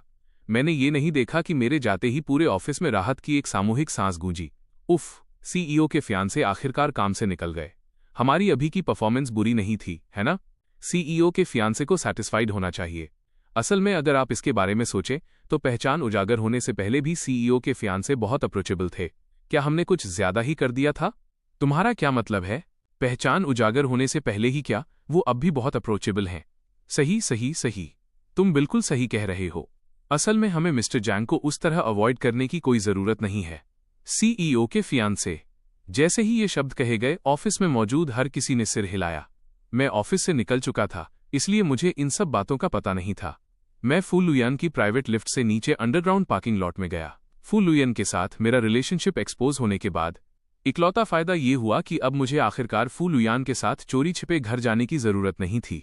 डिनर के समय डैड को अचानक कुछ इंपॉर्टेंट याद आया। ओह, सही कहा, 1 महीने में ओल्ड मास्टर का 80वां बर्थडे है। ओल्ड मास्टर बा का इरादा एक सिंपल पार्टी रखने का है। वैसे इस पॉइंट पर डैड की नजर मुझ पर टिक गई। अगर आप ध्यान से देखें तो उनकी आंखों में थोड़ी हिचकिचाहट देखी जा सकती थी। मैं सवालों से भरा हुआ था। तभी मैंने डैड को आगे कहते सुना, वैसे हम पब्लिकली एचेन और लुयान की एंगेजमेंट की न्यूज़ भी अनाउंस करेंगे। जैसे ही उन्होंने अपनी बात खत्म की, मैं मौके पर ही सन्न रह गया। एंगेजमेंट? डैड ने सिर हिलाया। हाँ, जब से तुम जियांग फैमिली में लौटे हो, लुयान के साथ तुम्हारी एंगेजमेंट भी होनी ही चाहिए। ओल्ड मास्टर मेरे लिए फिक्रमंद है, इसलिए वो चीज़ों को थोड़ा जल्दी सेटल करना चाहते हैं। ओल्ड मास्टर बा और ओल्ड मास्टर जांग अपनी जवानी में जान से प्यारे दोस्त थे। साथ ही मेरे डैड और फू लुयन के डैड का रिलेशनशिप, यह तो बस समय की बात थी कि दोनों परिवार समधी बन जाते। मैं खामोश रहा। ओल्ड मास्टर बा का 80वां बर्थडे करीब आ रहा है। बी फैमिली के होने वाले पोते दामाद के तौर पर मुझे लगा कि मुझे एक गिफ्ट तैयार करना चाहिए। मेरा मानना है कि अगर आप कोई गिफ्ट देने जा रहे हैं तो आपको वो देना चाहिए जो उन्हें पसंद आए। इसलिए उस रात मैं खास तौर पर फू लुयान के कमरे में छुप कर गया। मैंने सोचा कि चूंकि फू लुयान ओल्ड मास्टर बीए की सगी पोती है तो वो अपने दादाजी की पसंद को बहुत अच्छी तरह जानती होगी। मैंने फू लुयन से कुछ जानकारी लेने और फिर ये सोचने का प्लान बनाया कि ये गिफ्ट कैसे तैयार किया जाए। बस बात ये थी कि जब मैं फू लुयन के कमरे में चुपके से घुसा तो न तो स्टडी रूम में कोई था और न ही बेडरूम में। वहां सिर्फ बाथरूम से गिरते पानी की आवाज आ रही थी। मेरे कान लाल हो गए। मुझे लगा कि मैंने फू लुयन के शावर खत्म करने के बाद होने वाली ऑकवर्डनेस से बचने के लिए वाकई सही समय चुना है। मैंने पहले जाने और बाद में वापस आने का प्लान बनाया, लेकिन मैंने अभी एक कदम भी नहीं बढ़ाया था। तभी बाथरूम में पानी की आवाज रुक गई, फिर कदमों की आहट आई। मैंने पागलों की तरह चारों ओर देखा और मेरी नज़र कमरे के बड़े बेड पर पड़ी। मैंने कंबल उठाया और उसके अंदर छिप गया। छिपने के बाद मुझे तुरंत पछतावा हुआ। मैं जितनी भी अच्छी जगहों पर छिप सकता था, कंबल के नीचे छिपने से बेहतर कोई भी जगह होती। मैं चिढ़कर कंबल के नीचे छिपा रहा और बाथरूम का दरवाज़ा खुला। फू लुयन बाथ टॉवल में लिपटी हुई अपने गीले बालों को सुखाते हुए बाहर निकली। लगभग उसी पल फू लुयान ने बेड पर उभार नोटिस किया। फू लुयान पहले सन्न रह गई, फिर उसके होठों पर एक मुस्कान आ गई। उसने पास की कुर्सी के पीछे तौलिया लटकाया और धीरे धीरे बेड की तरफ बढ़ी। कंबल के नीचे छिपे हुए मैंने कदमों की आहट सुनी जो करीब आ रही थी। मेरा दिल जोरों से धड़क रहा था। बेड के पास कदम रुक गए। कंबल के जरिए मैं लगभग अपने ऊपर फू लुयन की नज़र महसूस कर सकता था। कुछ सेकंड सोचने के बाद मैंने फैसला किया कि मुझे शायद खुद पहल करनी चाहिए और बाहर आकर एक्सप्लेन करना चाहिए। लगभग उसी समय मैंने कंबल उठाया। फू लुयन पास झुकी। जब हमारी आंखें मिली तो मैंने सहज रूप से कंबल खींचा, लेकिन फू लुयन ने उसे थाम लिया। वो धीरे से हंसी। तुम किस चीज से छिप रहे हो? मैं हकलाया, कुछ बोल नहीं पाया। मैंने चिढ़कर अपनी आंखें बंद कर लीं। तभी अचानक मुझे अपने होठों पर गर्माहट महसूस हुई। दोनों ने पैशनेटली किस किया। नतीजा ये हुआ कि इसी पल दरवाज़ा अचानक धकेल कर खोला गया। लुयान, क्या तुम्हारे पास एक पल है? मॉम तुमसे बात करना चाहती हैं। मदर बे ने जैसे ही कमरे की सिचुएशन को साफ तौर पर देखा, वो मौके पर ही जम गईं। 0.01 सेकंड बाद मदर बे अचानक मुड़ी और जल्दी से फू लुयन के कमरे से बाहर निकल गईं, यहां तक कि सोच समझकर उन दोनों के लिए दरवाज़ा भी बंद कर दिया। मुझे रिएक्ट करने तक का समय नहीं मिला, यहां तक कि सफाई का एक शब्द भी नहीं। मैं बस बेबस होकर मदर बीए को बाहर जाते देखता रहा। फू लुयन ने अपनी नजरें हटाईं, मेरी हालत को नीचे देखा और पूछा, क्या हम जारी रखें? मैं आखिरकार होश में आया। फू लुयन धीरे से हंसी और मेरे बगल में लेट गई। क्या तुम्हें लगता है कि आंटी बीए को लग रहा होगा कि मैं तुम्हारे कमरे में देर रात आकर कोई बदतमीजी कर रही हूं? सब खत्म हो गया। इस बार तो मैं वाकई गया काम से। फू लुयन बेबसी से हंसी। डरो मत, मेरी मॉम तुम्हें बहुत पसंद करती हैं। वो शायद इस सीन को देखने की उम्मीद ही कर रही थीं। ये सुनकर मेरे चेहरे पर हिचकिचाहट की एक झलक दिखी। लेकिन हमारी अभी शादी नहीं हुई है। फू लुयन ने अपनी भौहें ऊपर कीं। क्या हमारी 1 महीने में एंगेजमेंट नहीं हो रही है? फू लुयन को खुद एंगेजमेंट का जिक्र करते देख मेरे कान लाल हो गए। तुम्हें पता था? फू लुयान ने सिर हिलाया। दादाजी ने वापस आते ही मुझसे इसका जिक्र किया था। मैंने हामी भरी। मैंने सुना है उन्होंने ही इसका प्रपोजल दिया था। एचएन वो उन्होंने नहीं दिया था, वो मैंने दिया था। मैं सन्न रह गया। शक के साथ फू लुयान की ओर देखने लगा। क्या? फू लुयन ने अपना सिर घुमाया। उसकी नज़र कोमल थी। मैंने ही दादाजी को बताया था। मैं ही वो हूं जो तुमसे एंगेजमेंट करना चाहती हूं। बेशक यह कुछ ऐसा भी है जिसे देखकर वो खुश हैं। तब जाकर मुझे पता चला कि ओल्ड मास्टर बीए का अपने 80वें बर्थडे पर हमारी एंगेजमेंट अनाउंस करने का प्रपोजल असल में फू लुयन का ही आइडिया था। इस जानकारी को पचाने के बाद और पहले की तरह मदर बे के हाथों पकड़े जाने से बचने के लिए मुझे लगा कि फू लुयन के बेड पर रुकना ठीक नहीं है। उठते समय मुझे अभी रियलाइज हुआ कि फू लुयन का बाथ टॉवल पिछली हरकतों की वजह से गिरने ही वाला था। मैं मन ही मन आह भरे बिना नहीं रह सका। फू लुयान की फिगर वाकई बहुत खूबसूरत है। उसमें हर सही जगह पे कर्व्स हैं। फू लुयन ने मेरी उन पर पड़ने वाली चोरी छिपे नजरों को मिस नहीं किया, लेकिन हस्बैंड को पाने के चक्कर में उसने मुझे सीधे एक्सपोज नहीं किया। अपनी फिजीक का थोड़ा सा एडवांटेज दिखाना भी बहुत जरूरी होता है। हेई हेई क्या तुम पहले कपड़े चेंज करना चाहती हो? हम बाद में बात कर सकते हैं। आखिरकार इतनी खूबसूरत फिगर का सामना करते हुए मेरे लिए खुद को कंट्रोल करना बहुत मुश्किल है। ये सुनकर फू लुयान ने मुझे एक नज़र देखा और फिर सिर हिलाया। ठीक है, तो मेरा एक पल इंतजार करो। बोलने के बाद फू लुयान ड्रेसिंग रूम की तरफ चली गई। उसने वार्डरोब से पजामे का एक सेट निकाला और चेंज करना शुरू कर दिया। अगर मैं चाहता तो अपनी गर्दन उचकाकर फू लुयन को कपड़े बदलते हुए देख सकता था, लेकिन मैंने खुद को रोक लिया। मैं गहरी सांसें लेता रहा, अपने शरीर के टेम्परेचर को कम करने की कोशिश करता रहा। एचएन, मैंने चेंज कर लिया है। यह सुनकर मैं मुड़ा। मैंने देखा कि फू लुयन ने ब्लैक सिल्क पजामे का एक सेट पहना हुआ है।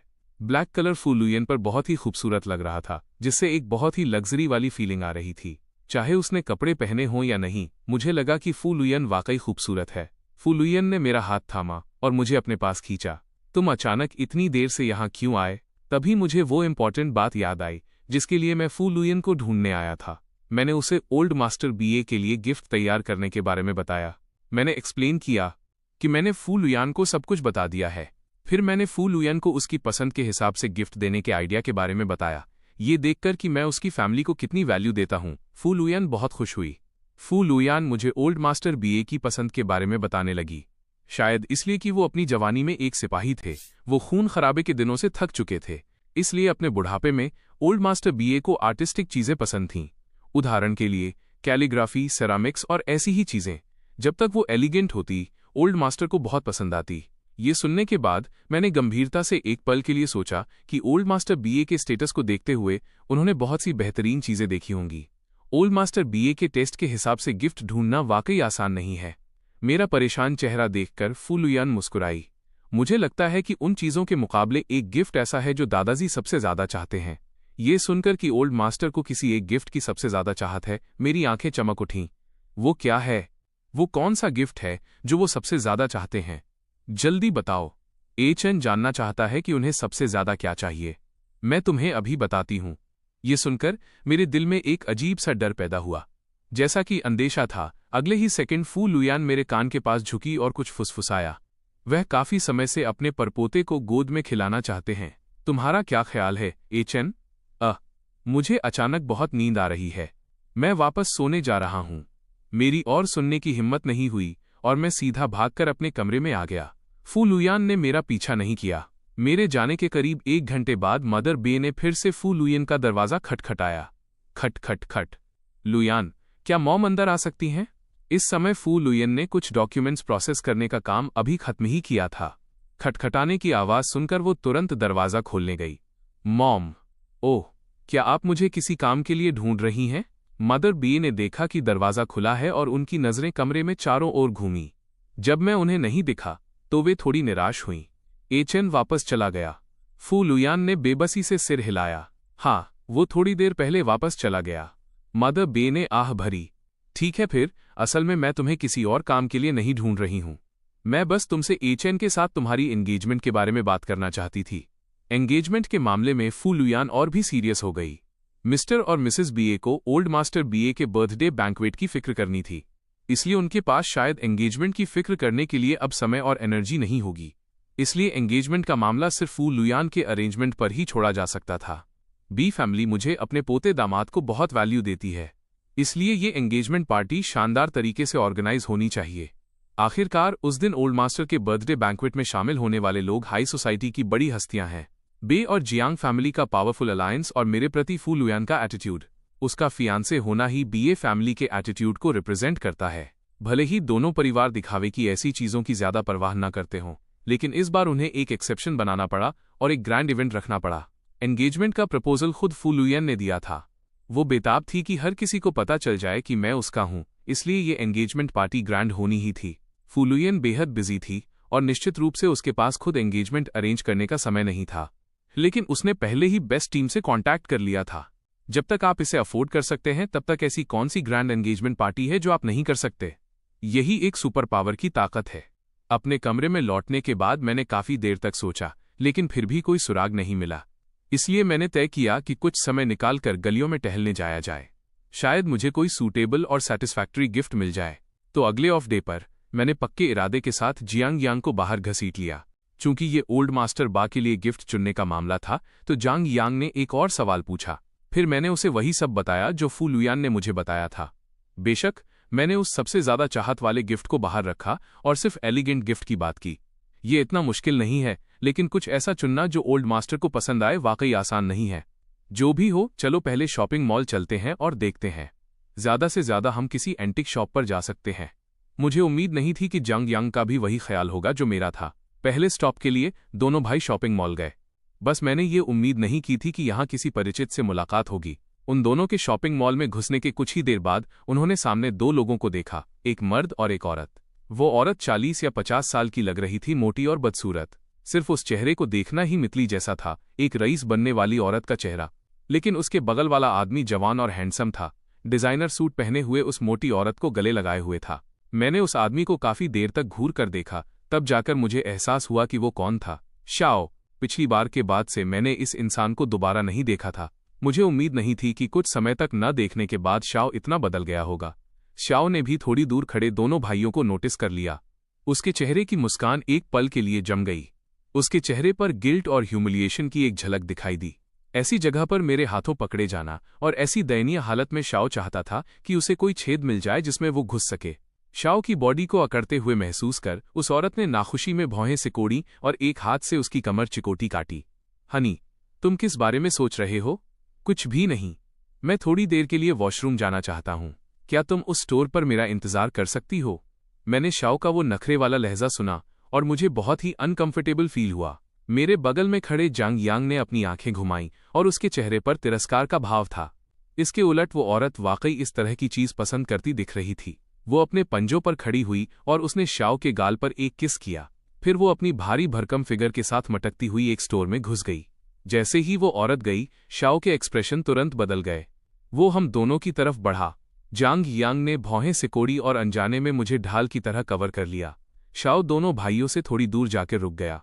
उसकी आंखें पूरी तरह मुझ पर टिकी थीं, जबकि मैं जांग यांग के पीछे प्रोटेक्टेड था। जांग चैन, बहुत समय बाद मिले। मैं जांग यांग के पीछे से बाहर निकला और सीधे उसकी तरफ देखा। बहुत समय बाद मिले। मुझे उम्मीद नहीं थी कि तुम इतना बदल जाओगे। जब मैंने ये कहा तो मेरा इरादा सरकास्टिक होने का नहीं था, लेकिन शाओ ने उसे उस तरह नहीं सुना। अपनी अभी की अपीयरेंस और इस हालत में मेरे उसे सीधे देखने की बात याद कर शाओ नफरत में अपने दांत पीसने लगा। मुझे अब इस हालत में देखकर तुम बहुत खुश हो रहे होगे, है ना? मेरा चेहरा सवालों से भर गया। मुझे उसकी इस दुश्मनी की वजह समझ नहीं आई। मैं सोचने लगा कि शाओ की ये बेबुनियाद नफरत कब खत्म होगी। मेरा वो मतलब नहीं था। तुम किस तरह की लाइफ जीना चाहते हो, इसका मुझसे कोई लेना देना नहीं है। यह कहने के बाद मैंने जांग यांग को खींचा और वहां से जाने लगा, लेकिन शाओ हमारे सामने आकर रास्ता रोकता रहा। जैंग चेन, तुम जैंग फैमिली के यंग मास्टर हो, है ना? मैंने शांति से शाओ की तरफ देखा। मेरा लहजा बेरुखी से भरा था। तो क्या तुम क्या कहना चाहते हो? शाओ ने अपने होंठ कसकर भींच लिए। ये बात कि मैं जांग फैमिली का यंग मास्टर हूं, उसे जांग ताओ से पता चली थी जब जांग ताओ को बी ग्रुप से निकाल दिया गया था। मुझे नहीं पता कि उसका मकसद क्या था, लेकिन उसने जानबूझकर ये जानकारी शाओ को टेक्स्ट की थी। साथ ही जांग ताओ के गुस्से से भरी सरकास्टिक टिप्पणियां भी थीं। शाओ ने माना कि जैसे ही उसे पता चला कि मैं जियांग फैमिली का यंग मास्टर हूं, उसके दिल में मेरे लिए नफरत और भी बढ़ गई। लेकिन उससे भी ज्यादा उसके मन में कड़वाहट थी कि जब मैं पहले से ही जैंग फैमिली का यंग मास्टर था, तो शुरुआत में मैंने उसके सामने थोड़ा झुक क्यों नहीं दिया? अगर मैंने अपनी पहचान पहले बता दी होती तो वो मुझे टारगेट करने के हर तरीके नहीं आजमाता। अगर उसे मेरी पहचान पहले पता होती तो उस समय के उनके रिलेशनशिप के हिसाब से शाओ आराम से बी ग्रुप में रह सकता था। उसे नौकरी से नहीं निकाला जाता। उसे अपनी माँ की उम्र की औरत के साथ इन्वॉल्व होने के लिए अपने सिद्धांतों के खिलाफ भी नहीं जाना पड़ता।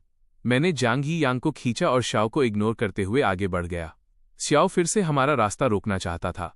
तभी जांग ही यांग बोल पड़ा, जेंग फैमिली के पास ऐसे बहुत से तरीके हैं जिनसे वो ये पक्का कर सकती है कि तुम यहाँ सर्वाइव न कर सको। अगर तुम इसे टेस्ट नहीं करना चाहते तो मेरे रास्ते से हट जाओ। उस एक सेंटेंस ने शाओ के कदम लड़खड़ा दिए। इस दुनिया में जियांग और बिए दोनों ही ऐसी फैमिलीज हैं जिनसे दुश्मनी करना तुम अफोर्ड नहीं कर सकते। और मैं इस वक्त इन दोनों फैमिलीज का सबसे लाडला था। ये सच था कि शाओ ने किसी अमीर के साथ हाथ मिलाया था, लेकिन जैंग फैमिली के मुकाबले वो बुढ़िया जिसके साथ वो था ज्यादा से ज्यादा बस अमीर थी। इसके अलावा अगर उसे मेरी पहचान पता चल जाए तो उस औरत का उसके लिए जांग फैमिली से पंगा लेना बिल्कुल नामुमकिन था। क्या पता मेरी और जियांग यियांग की पहचान जानने के बाद वो उससे सारे रिश्ते तोड़ने के लिए खुद भाग खड़ी हो। तब तक वो इंसान और पैसा दोनों खो चुका होगा। शाओ ने अब और लापरवाही करने की हिम्मत नहीं की। जेंग यियांग मुझे लेकर उसके पास से शान से निकला। गुजरते वक्त जांग यियांग उसे चुभने वाली बात कहना नहीं भूला। टिस टिस टिस, लगता है तुम अपनी इस नई पहचान में बहुत अच्छी तरह ढल गए हो, इसे जारी रखो। ये कहने के बाद जांग यियांग ने इस बात की परवाह नहीं की कि शाओ का चेहरा कितना बदसूरत हो गया है और सीधे मुझे लेकर वहां से चला गया। जब हम काफी दूर निकल आए तो मैंने जियांग यियांग की तरफ देखा। भाई, मुझे उम्मीद नहीं थी कि तुम्हारा सरकाज़्म दिखाने का टैलेंट इतना जबरदस्त है। जांग यियांग ने अपने बालों को झटका। क्या मैं अभी सुपर कूल लग रहा था? कूल। मैंने जांग यियांग की तारीफ करने में कोई कसर नहीं छोड़ी और उसे डबल थम्स अप भी दिया। इसके बाद दोनों कई स्टोर्स में गए और कुछ अच्छी चीजें देखीं, लेकिन मैं अभी भी सैटिस्फाइड नहीं था, इसलिए मैंने कुछ नहीं खरीदा। जैसा कि पहले प्लान किया था कि अगर मॉल में कुछ नहीं मिला तो दोनों भाई एंटीक मार्केट जाएंगे और अपनी किस्मत आजमाएंगे। लेकिन ऐसी एंटीक चीजों के साथ दिक्कत यह है कि अगर आप एक्सपर्ट हैं तो ठीक है, वरना आपको आसानी से ठगा जा सकता है। चूंकि मेरे आसपास कोई भी इन चीजों के बारे में नहीं जानता था, इसलिए मैंने आसानी से कोई कदम उठाने की हिम्मत नहीं की। दूसरी ओर जेंग यियांग ने कुछ चीजें देखीं जो उसे लगा कि ओल्ड मास्टर बीए के लिए गिफ्ट हो सकती हैं, लेकिन मैंने उन सबको रिजेक्ट कर दिया। पूरा दिन बीत गया और दोनों भाई अभी भी खाली हाथ घर लौटे। जैसे ही जांग यांग और मैं घर में घुसे, मॉम ने हमें एक कमरे में खींच लिया। कमरे में मेरा नाप लेने वाला इंसान काफी समय से इंतजार कर रहा था। नाप लेने के बाद वे लोग पैक करके चले गए। तब जाकर मॉम के पास हम दोनों भाइयों के दिन भर के रिजल्ट के बारे में पूछने का समय था। ये जानकर कि मैं कोई सैटिस्फैक्टरी गिफ्ट नहीं चुन पाया, मॉम ने मुझे कुछ शब्दों के साथ सांत्वना दी। जंग चैन, मैं जानती हूं कि तुम ग्रैंडपा को सबसे अच्छा गिफ्ट देना चाहते हो, लेकिन तुम्हें खुद पर बहुत ज्यादा दबाव डालने की जरूरत नहीं है। जब तक ये तुम्हारी तरफ से दिया गया गिफ्ट है, ग्रैंडपा को पक्का पसंद आएगा। जांग यांग ने पूरी सहमति में सिर हिलाया। सही कहा, बिल्कुल सही जांग चैन। इतने परफेक्शनिस्ट मत बनो। वे चीजें जो हमने पहले एंटीक शॉप में देखी थीं, मैंने सोचा। पहले मैंने कुछ नहीं कहा। अचानक मेरे दिमाग में एक आइडिया आया। अब मुझे पता है कि ग्रैंडपा को क्या देना है। मॉम और जांग यांग पहले तो सन्न रह गए, फिर एक साथ बोले, वो क्या गिफ्ट है? मैं रहस्यमयी तरीके से मुस्कुराया, लेकिन उन्हें अपना प्लान नहीं बताया। ये देखकर कि मैं बताना नहीं चाहता, मॉम और जियांग यांग ने आगे कुछ नहीं पूछा। आखिरकार उन्हें बर्थडे पार्टी वाले दिन पता चल ही जाएगा, क्योंकि मैंने सोच लिया था कि क्या गिफ्ट देना है। उस रात मैं बहुत अच्छी तरह सोया। अगले दिन मैंने जियांग फैमिली को बताया कि मुझे सिटी भी वापस जाना होगा। जब उन्होंने सुना कि ये ओल्ड मास्टर के लिए गिफ्ट चुनने के लिए है, तो जैंग फैमिली ने मुझे नहीं रोका। इसलिए फू लुयान और मैं सिटी बी के लिए प्लेन में सवार हो गए। कुछ घंटों बाद प्लेन सेफली लैंड कर गया। मैं फू लुयान का हाथ पकड़कर एयरपोर्ट से बाहर ले गया। एयरपोर्ट के गेट पर एक कार पहले से ही खड़ी थी। मैंने उस जानी पहचानी कार को देखा और फिर फू लुयान की तरफ। क्या ये हमारी कार है? फू लुयान को मेरे शब्दों का चुनाव बहुत पसंद आया। वो खुशी से मुस्कुराई। मतीन, हमारी कार, चलो अंदर बैठते हैं। फू लुयान और मैं मेबाक की पिछली सीट पर बैठ गए। फू लुयान बोली, क्या हमें आराम करने के लिए कोई होटल ढूंढना चाहिए या सीधे वहीं चले? मैंने एक पल के लिए सोचा, चलो सीधे वहीं चलते हैं। मैं पहले कंफर्म करना चाहता हूं कि वो जगह अब भी वहीं है या नहीं। फिर मैंने सामने ड्राइवर को एड्रेस दिया। 1 घंटे बाद मेबाक एक पुराने दिखने वाले रेजिडेंशियल एरिया के गेट के सामने रुकी। कई महीनों बाद इस जानी पहचानी जगह को दोबारा देखकर मुझे ऐसा लगा जैसे एक जमाना बीत गया हो। फू लुयान मुझे कार से बाहर ले गई। अब आगे कहाँ? मैं रहस्यमयी तरीके से मुस्कुराया। कोई जल्दी नहीं है, पहले तुम्हें कुछ टेस्टी खिलाने ले चलता हूँ। फिर मैंने फू लुयान का हाथ थामा और एक गली में चला गया। कुछ मिनट चलने के बाद हमारे सामने एक नूडल शॉप आई। मुझे वही जानी पहचानी खुशबू आई और लगा जैसे मेरे मुंह में पानी आने वाला है। फू लुयान की तरफ मुड़कर देखते हुए मेरी आंखें जैसे सितारों से भर गई थीं। लुयान, इस बात का बुरा मत मानना कि ये दुकान पुरानी और छोटी है। यहाँ के नूडल्स वाकई बहुत लाजवाब हैं। फू लुयान ने मेरी तरफ देखा। उसके होठों के कोने थोड़े ऊपर उठ गए। क्या छोटा जांग चेन अक्सर यहाँ खाने आता था? मैंने सिर हिलाया। हाँ, यहाँ की ओनर अक्सर मेरा और मेरी दादी का ख्याल रखती थीं। वो हमेशा हमें ढेर सारे नूडल्स देती थीं। चूंकि ये जांग चेन के बचपन की याद है, तो मुझे इसे पक्का ट्राई करना चाहिए। उसके साथ ही फू लुयान और मैं दुकान के अंदर चले गए। माँ जी, 2 bowl beef noodles. Thank you. जब फू लुयन और मैं दुकान में घुसे तो लंच की भीड़ का समय निकल चुका था, लेकिन वहां अभी भी छोटी सी दुकान में काफी लोग बैठे थे। छोटी और साफ सुथरी किचन के अंदर से ओनर का उत्साह भरा जवाब आया, 2 बाउल, सही है ना? अभी आए। मैं फू लुयन को उस सीट की तरफ ले गया जहां मैं और मेरी दादी हमेशा बैठा करते थे। ये दुकान बड़े लेवल की नहीं थी, लेकिन किस्मत से इसे बहुत साफ रखा गया था, पर दीवारों पर वक्त के कुछ निशान अभी भी बाकी थे। असल में जब मैं फू लुयान को बैठने के लिए खींच रहा था तो मुझे थोड़ी एंग्जाइटी महसूस हो रही थी। मुझे लगा कि फू लुयान के स्टेटस के हिसाब से उसने शायद पहले कभी ऐसी जगहों की तरफ देखा भी नहीं होगा। लेकिन अब ये देखकर कि फू लुयन ने न तो कोई नफरत दिखाई और न ही उसके चेहरे के भाव बदले, मैंने मन ही मन चैन की सांस ली। कुछ ही देर बाद ओनर बीफ नूडल्स के 2 बड़े बाउल लेकर आई। जब उसने मुझे देखा तो ओनर के चेहरे पर कोई हैरानी नहीं थी। इसके बजाय जब उसने मेरे बगल में फू लुयान को देखा तो वो कुछ सेकंड के लिए सन्न रह गई। मैं तुम्हारी आवाज से ही जान गई थी कि ये तुम हो। तुम्हें आए हुए बहुत समय हो गया है। मैं ओनर की तरफ देखकर चमक के साथ मुस्कुराया। मैं शहर में शिफ्ट हो गया हूं। ओनर ने अपना माथा पीटा। मेरे इस दिमाग को देखो, मैं भूल ही गई। तुम और तुम्हारे सगे माता पिता शहर चले गए। क्या तुम्हारे पेरेंट्स तुम्हारे साथ अच्छे हैं? जब ओनर ने ये सवाल पूछा तो उसकी नजरें अनजाने में मेरे बगल में बैठी फू लुयान पर पड़ी। फू लुयन बिना कुछ कहे मुस्कुराई और उसने खुद से कुछ नहीं कहा। मैंने सिर हिलाया। हाँ, मेरे पेरेंट्स मेरे साथ बहुत अच्छे हैं। मुझे अपने मुंह से ये कहते सुन कि मैं अच्छी लाइफ जी रहा हूं। ओनर ने राहत की सांस ली। अच्छा है, मैं देख सकती हूं कि तुम अब बहुत अच्छी लाइफ जी रहे हो। और ये यंग लेडी कौन है? इससे पहले कि मैं उसे इंट्रोड्यूस करने की पहल करता, फू लुयन पहले ही बोल पड़ी। हेलो माँ जी, मैं जांग चैन की फियांसे फू लुयान हूं। ओनर को भी उम्मीद नहीं थी कि इतनी कोल्ड दिखने वाली फू लुयान खुद उसके सवाल का जवाब देगी। वो कुछ सेकंड के लिए सन्न रह गई और उसके चेहरे की मुस्कान और भी गहरी हो गई। तो तुम जांग चेन की फियांसे हो, बहुत खूबसूरत हो। तुम हमारे जांग चेन के लिए बिल्कुल सही मैच हो। इस पल कोल्ड फू लुयान के चेहरे पर भी एक दुर्लभ हल्की मुस्कान आ गई। Thank you. मैंने अपने होंठ भींचे और साइड में होकर दबी हुई हंसी हंसा। ओनर ने मुझे एक नज़र देखा। उसकी आंखों में एक बड़े का छोटे के लिए प्यार भरा था। खैर, मैं तुम दोनों को नूडल्स खाने से डिस्टर्ब नहीं करूंगी। मैं काम पर वापस जाती हूं। इसके साथ ही ओनर दूसरे काम करने चली गई। मैंने फू लुयन को जल्दी ट्राई करने के लिए कहा क्योंकि मैं खुद अपनी चॉपस्टिक्स उठाने के लिए और इंतजार नहीं कर सकता था। मैंने बीफ का एक मोटा टुकड़ा उठाया और अपने मुंह में रख लिया। वही जाना पहचाना स्वाद मेरे मुंह में फैल गया। ओनर की सीक्रेट रेसिपी वाला बीफ खाकर मुझे फिर से वो खोया हुआ सेटिस्फैक्शन मिला और फू लुयन ने मेरा एंजॉयमेंट वाला चेहरा देखकर खुद भी अपनी चॉपस्टिक्स उठाई और एक बाइट टेस्ट की। मुझे मानना पड़ेगा, ओनर का बीफ वाकई लाजवाब था। नूडल्स भी बहुत च्यूई थे। न तो फू लुयान ने और न ही मैंने बात करने की जहमत उठाई और अनजाने में हमने नूडल्स का पूरा बड़ा बाउल खत्म कर दिया। इस समय ओनर सफाई करने आई। स्वाद कैसा था? क्या ये तुम्हारी पसंद का है? सेंटेंस का आखिरी हिस्सा फू लुयन की तरफ था। मैं ओनर की तरफ देखकर मुस्कुराया।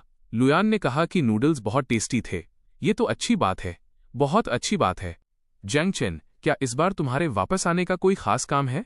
तभी मुझे सिटी बी वापस आने का मेन कारण याद आया।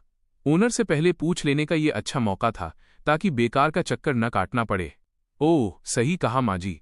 क्या मिस्टर यू अभी भी पुरानी जगह पर ही हैं? मेरी बात सुनकर ओनर ने सिर हिलाया। हाँ, बिल्कुल। वो ओल्ड मैन कल ही मेरी दुकान पर नूडल्स खाने आए थे। उन्होंने तुम्हारा जिक्र भी किया था। मुझे उम्मीद नहीं थी कि तुम आज वापस आ जाओगे। क्या तुम उन ओल्ड मैन से मिलने आए हो? मैंने सिर हिलाया। हाँ, आप ऐसा कह सकती हैं। मुझे मिस्टर व्यायू से एक छोटे से काम में मदद चाहिए। ओल्ड मैन इस वक्त शायद अपनी दुकान पर ही होंगे। तुम उन्हें ढूंढने सीधे दुकान पर जा सकते हो। जी, ठीक है। पेट भर खाना खाने के बाद फू लुयन और मैं जाने के लिए तैयार हो गए। निकलने से पहले फू लुयन ने पेमेंट करने की कोशिश की, लेकिन ओनर ने मना कर दिया। ये तो बस 2 बाउल नूडल्स हैं। इसे मेरी तरफ से तुम दोनों के लिए ट्रीट समझो। ओह, सही कहा। बात करते करते ओनर ने पीछे की किचन से बीफ का एक सील किया हुआ जार निकाला और मेरे हाथों में रख दिया। मुझे नहीं पता तुम दोनों कब जा रहे हो। रास्ते में खाने के लिए ये बीफ ले जाओ। मैंने अपनी बाहों में बीफ का वो बड़ा जार देखा। मेरा दिल उनकी ममता से भर गया। थैंक यू माँ जी। इतनी औपचारिकता मत करो। जब भी फ्री हो मुझसे मिलने आना। ठीक है। फू लुयान और मैंने एक दूसरे को देखा और फिर छोटी सी दुकान से बाहर निकल आए। ओनर उन दोनों को विदा करने बाहर तक आई। अचानक उसके पीछे दुकान में रखी पेमेंट मशीन से एक नोटिफिकेशन साउंड आई। ओनर एक पल के लिए सन्न रह गई, फिर धीरे से हंसी।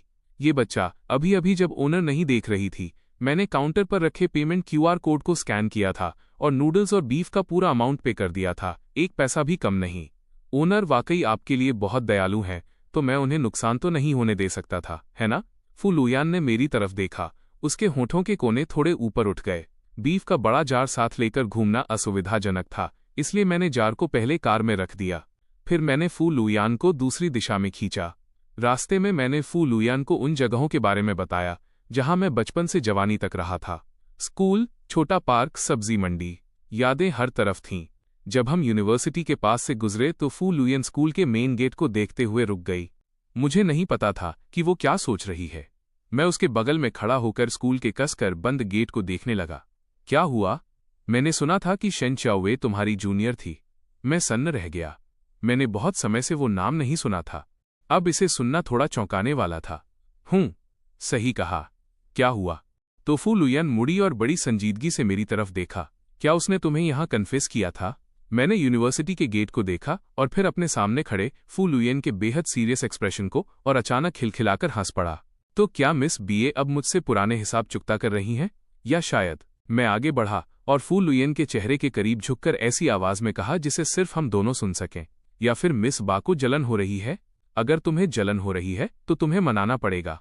ये सुनकर फू लुयान की आंखें सिकुड़ गईं और फिर उसने खुद को मेरी बाहों में डाल दिया। उस अचानक मिले गले लगने ने मुझे थोड़ा हैरान कर दिया। ऐसा नहीं था कि मैंने पहले कभी फू लुयान की खूबसूरत फिगर नहीं देखी थी, लेकिन चूंकि मैं डरपोक था इसलिए मैंने उसे कभी छूने की हिम्मत नहीं की। अब उस पतले कपड़े के जरिए मैं उसके शरीर की कोमलता को साफ महसूस कर सकता था। मैंने अनजाने में थूक गटका। मेरा दिल भी असामान्य रूप से तेज धड़क रहा था। फू लुयान धीरे से हंसी। उस आवाज ने मेरे पैर कमजोर कर दिए। तो क्या जंग चेन मुझे मनाने वाला है?